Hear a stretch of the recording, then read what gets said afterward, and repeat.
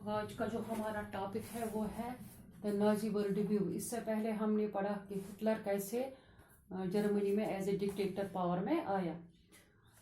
तो नाजियों ने जो भी क्राइम्स किए जर्मनी में वो एक सिस्टम के तहत उन्होंने किए। उनकी जो नाजी आइडियोलॉजी थी वो सेम वही थी जो हिटलर का वर्ल्ड व्यू था। उनके हिसाब से दुनिया में there is no equality between people, लोगों के दरमियान कोई बराबरी नहीं है, बल्कि उनके हिसाब से जो blonde blue eyed Nordic German Aryans है उन्होंने उस रेस को, इस नस्ल को टॉप पर रखा था और ज्यूज को उन्होंने सबसे बिलो रैंक में रखा था। ये ज्यूज को अपनी इस रेस के सबसे बड़े दुश्मन समझते थे, जो इनको एंटी रेस बोलते थे।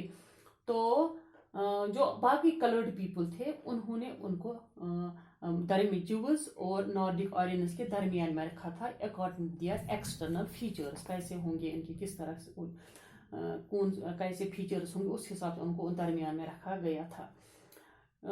हिटलर ने ये रेसिज्म जो बारो किया था चार्ल्स डार्विन की थ्योरी से या हर्बर्ट स्पेंसर की थ्योरी से।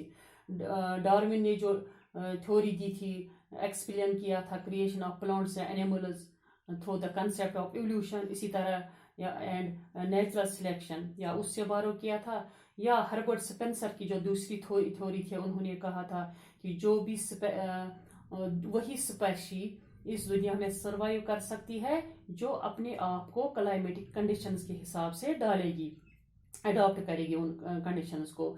तो जो नाजियों का जो आर्ग्यूमेंट था, उनके हिसाब से उनका आर्ग्यूमेंट सिंपल था, जो भी रेस स्ट्रांग होगी वही इस दुनिया में सर्वाइव करेगी और जो वीक रेस है उसको खत्म होना है, परिश होना है। दैट मीन्स कि आर्यन जो रेस है वो सबसे फिटेस्ट फाइनेस्ट रेस है, उनको अपनी प्योरिटी बरकरार रखनी है और इन्हें वर्ल्ड डोमिनेट करना है। दूसरा एस्पेक्ट जो है हिटलर की आइडियोलॉजी का है वो रिलेट है जियो पोलिटिकल कंसेप्ट ऑफ लिबरल्सम या लिविंग स्पेस।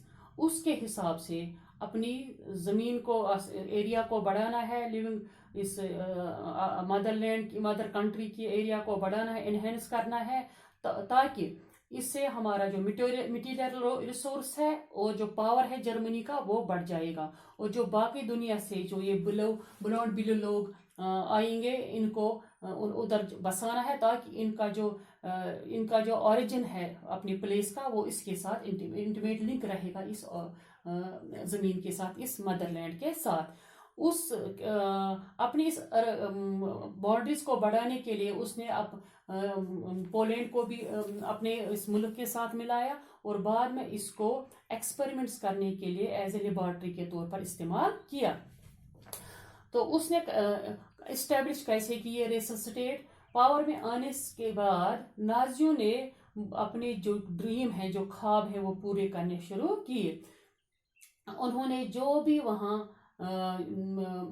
अनडिजायरेबल पीपल थे, फिजिकली हैंडीकेप्ड थे, मेंटली हैंडीकेप्ड थे, इन लोगों को इस मुल्क से बाहर निकालना शुरू किया, अपने एम्पायर से निकालना शुरू किया। वो सिर्फ सोसाइटी में प्योर एंड हेल्दी नॉर्डिक आर्यनस चाहते थे, प्योर नॉर्डिक आर्यनस वो अपने कंट्री में चाहते थे। जो भी बाकी मेंटली अनफिट थे या फिजिकली अनफिट थे उन्होंने इनको मुल्क से निकाला या तो इनको कत्ल किया। हालांकि बहुत सारे लोगों ने अपने लोगों ने एथेंसिया प्रोग्राम के तहत इस एक्शन की बहुत मजम्मत भी की।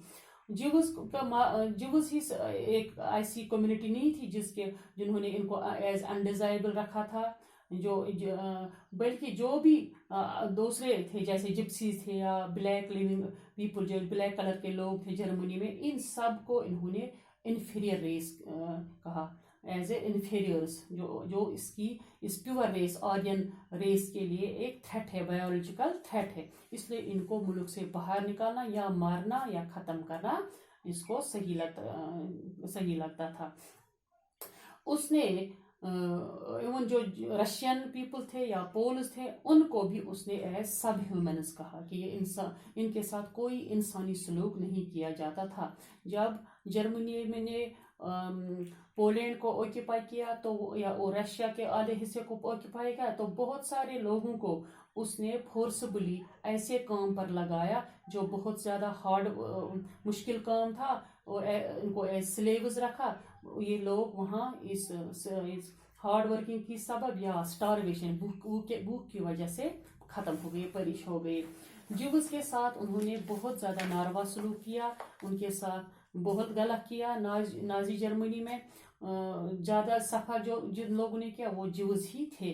ज्यूज के साथ ये बड़ी नफरत करते थे। ये एक इस हिसाब से भी करते थे कि जो ये ज्यूज हैं ये जो हज़रत ईसा के, क्राइस्ट के किलर्स हैं, और ये ज़्यादा सूद खाने वाले हैं, मनी लेंडर्स हैं, मनी उधार देने वाले हैं और ज़्यादा सूद खाने वाले हैं। इनको ज़मीन रखने से बाज रखा गया। इनको कोई हक नहीं था ज़मीन रखने का। इनको एक अलग एक एरिया में रखा गया था जिसका नाम रखा गया था गेटोस। फिर पीरियडिकल वायलेंस के जरिए इनको टॉर्चर किया जाता था और मारा जाता था। 1933 से लेकर 1938 तक इनको डराया धमकाया गया, इनको गुर्बत की सतह तक पहुंचा गया, इनकी प्रॉपर्टी लूटी गई, इनके मकान तोड़े गए। तो उनको कंपल किया गया कि आप कंट्री से बाहर निकलो, इस जर्मन कंट्री से बाहर निकलो। इसके बाद जब नेक्स्ट फेज आया 1938 से लेकर 1945, तो इनको कंसंट्रेशन कैंपस पहुंचाया गया और वहां फिर इनको मारा गया गैस चैम्बर्स के। पोलैंड उसने रखा गया था एक एक्सपेरिमेंट के लिए, वहां उन गैस चैम्बर्स में इनको मारा गया, खत्म किया गया। और जंग की आड़ में नाजियों ने सिर्फ मर्डर्स किए, कत्ल किए गए। सिर्फ उन्होंने वार और जीनोसाइड यही दो चुने थे, दो जीनोसाइड्स एंड वार जो था, इनकी मतलब दो ऐसी चीजें हैं जो जिसके जरिए से उन्होंने लोगों को या तो दूसरी कंट्रीज पर कब्जा करना का या लोगों को मारा। यही दो रास्ते उन्होंने चुने थे। तो जो नॉर्थ वेस्ट पोलैंड का बड़ा सा इलाका उन्होंने जर्मनी ने अपने कब्जे में लिया था, वहाँ के लोगों को उन्होंने फोर्सबली घरों से बाहर निकाला, उनकी प्रॉपर्टी को लूटा, और वो जो ऑक्यूपाइड यूरोपियन से इनको दिया गया, जो आर्यनस ही थे, जर्मन आर्यनस थे। उनको फिर उस इलाके से, अपने ही इलाके से ऐसे हाँका, भगाया, और एक जो जर्मनी है इसको दो हिस्सों में तकसीम किया। एक हिस्से का नाम जनरल गवर्नमेंट रखा गया, वहीं की तरफ उनको धकेला गया, वहीं यही उनका फिर वहीं वो बसने लगे। लेकिन उन जनरल गवर्नमेंट कोई रहने सहने की कोई खास ये नहीं थी, कोई सहूलियत नहीं थी। उनके जो इंटेलेक्चुअल तबका वो जो इंटेलेक्चुअल तबका था, उनको पहले ही से उन्होंने चुन चुन के कत्ल किया ताकि ये लोग हमारे स्लेविश, इंटेलेक्चुअली एंड स्पिरिचुअली हमारे स्लेव्स रहेंगे। पोलिश चिल्ड्रन अगर कोई इनको दिखता था उसको, और वो आर्यन जैसा लगता था, उसको फोर्सबली अपनी माओं से छीना जाता था और फिर रेस एक्सपर्ट्स के पास लिया जाता था। अगर वो इस टेस्ट में पास हो जाते तो इनको फिर वो आर्यन फैमिलीज में ही बड़ा हो जाता, पाला पोसा जाता था। अगर वो इस रेस में, इस टेस्ट में फेल हो जाता है तो फिर इसको ऑर्फन एज में छोड़ा जाता था, फिर वो वहाँ ही भूख या दूसरी भूख की वजह से मर जाता था।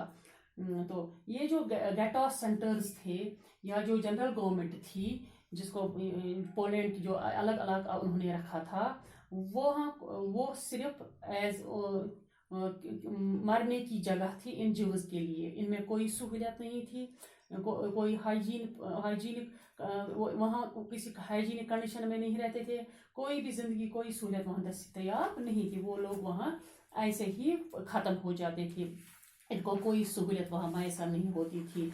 ज्यूज की प्रॉपर्टीज ने उनको लूटा, उनके मकानों को लूटा। इनके जो ये इबादत गाहें हैं इनको उन्होंने ख़त्म किया, मतलब लूटा, जलाया, इनकी जो इबादत गाहें हैं इनको जलाया।